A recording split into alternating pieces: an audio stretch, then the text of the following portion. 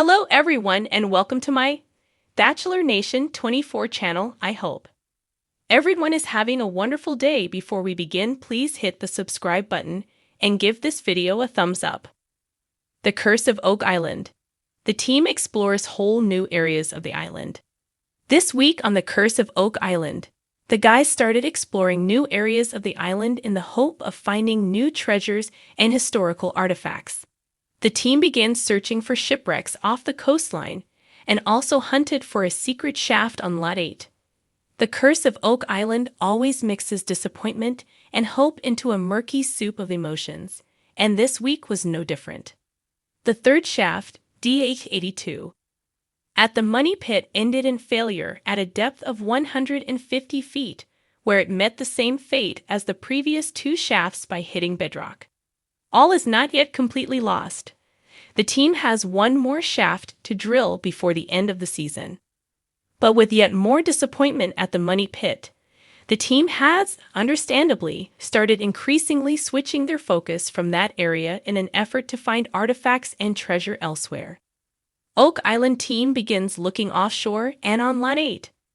The guys are pinning a lot of hope on the promising data uncovered by CSR Geosurveys ULTA on Lot 8 and off the coast. The underground surveyors used magnetometers to detect metal deposits underground and out at sea. Last week, the guys took to the high seas and identified two areas where they felt further investigation was needed. This week, they enlisted the help of marine archaeologist Lee Spence to assist diver Tony Sampson in exploring areas where they suspect there is a shipwreck. The two divers hit the water with handheld magnetometers, and they were soon getting hits for metal. Unfortunately, they couldn't see anything on the seabed, concluding that the object was obscured by silt and kelp. Frustratingly, the guys will not be granted a permit to excavate if they can't lay eyes on something of potential interest. The magnetometer readings are not enough. But the good news is that Lee Spence, who has over 50 years of experience in finding shipwrecks, reckons there are two shipwrecks buried down there and that the team should investigate further. The plan is to wait until late winter/early spring when the waters are clearer, and it'll be easier to spot something. The guys also took a ground-penetrating radar device to further explore Lot 8. This area has been continually uninhabited and is a largely unknown quantity. But the CSR crew recently detected a large iron deposit below the surface. And last night, the guys thought they might have found an actual shaft. The radar picked up two unusual readings at 5 feet and at about 20 feet under the ground. The size and shape of the deeper anomaly appeared to indicate there may be a shaft. Once again, the guys will need a permit to dig. But with their determination, they're bound to find a way. Oak Island team chose a new spot to dig. Meanwhile, back at the Money Pit, Craig Tester had an idea of where to put the fourth and final shaft. This time they're moving to the east and will follow in the footsteps of Erwin Hamilton, who dug a 170-foot shaft in 1940. At the time, Hamilton hit a tunnel, but thinking it was probably just a booby trap, he ignored it. Craig believes it may have been a secret chamber. The team has previously found traces of concrete from the same area, and the chapel vault is thought to be encased in concrete, so the guys reckon it's worth a dig. Fingers remain, as always, crossed. This fourth shaft will be named DMT2 after Craig Tester's son, Drake Tester, who tragically passed away 5 years ago. The early morning mist clung to the trees of Oak Island like a ghostly shroud, whispering secrets long forgotten.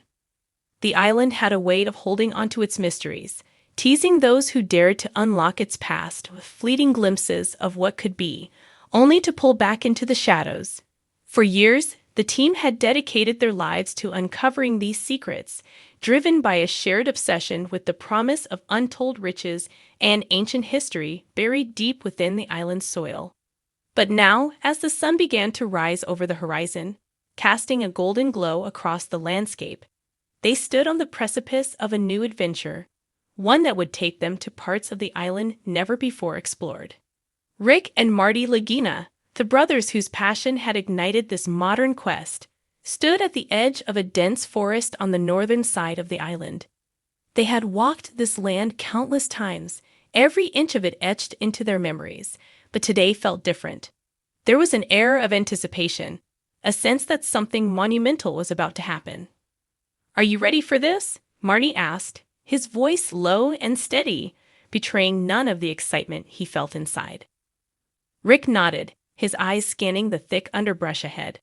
"We've come this far. There's no turning back now."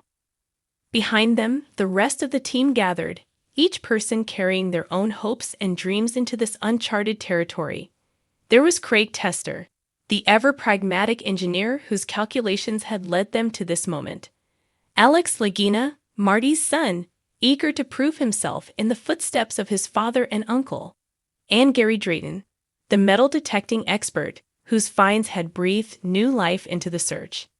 Each member of the team brought their own unique skills and perspectives, but they were united by a single goal: to uncover the truth behind the legend of Oak Island. As they ventured deeper into the forest, the trees grew thicker, their branches intertwining to form a natural barrier against the outside world. The air was heavy with the scent of pine and damp earth, and the only sounds were the crunch of leaves underfoot and the occasional call of a distant bird.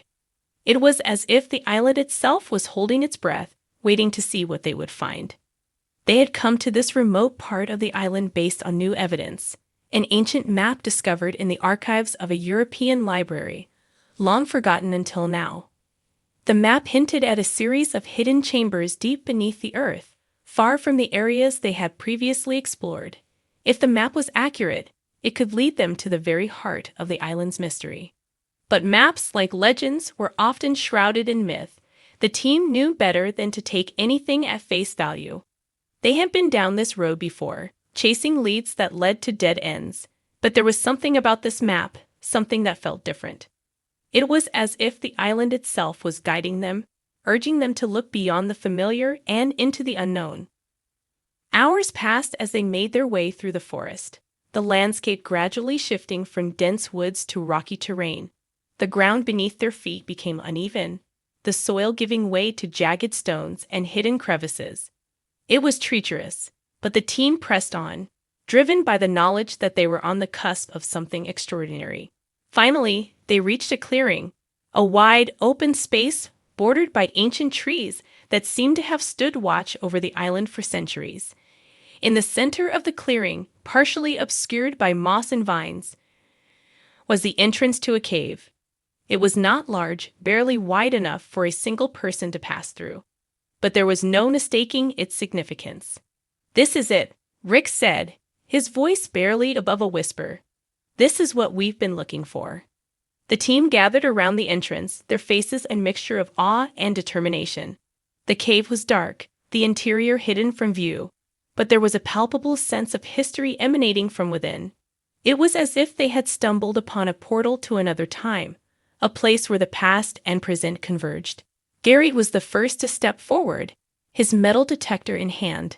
He swept the device over the ground, listening intently for any sign of buried metal. There was a moment of silence, and then a faint beep. "Got something," Gary said, his voice tinged with excitement.